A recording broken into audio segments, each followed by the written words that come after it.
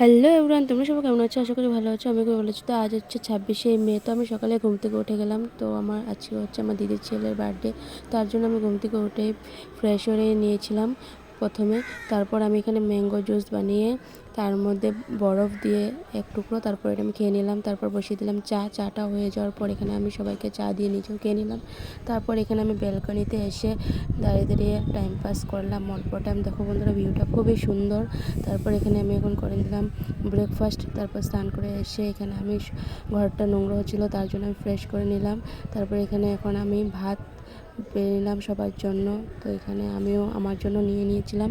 এখানে ছিল ডাল, শাক আর ভাজি। তারপর এখানে আমি আর ভিডিওটা কন্টিনিউ করতে পারিনি, তার জন্য আমি এখানে আমার গিফটটা দিয়ে দিলাম। তাকে কিছু দিতে পারলাম না, তার জন্য আমি দিয়ে দিলাম যেটাই পারলাম। তারপর এখানে দেখো বন্ধুরা, ঘরটা খুব সুন্দর করে সাজানো হয়েছে। এটা আমরা সবাই মিলেই সাজিয়েছিলাম।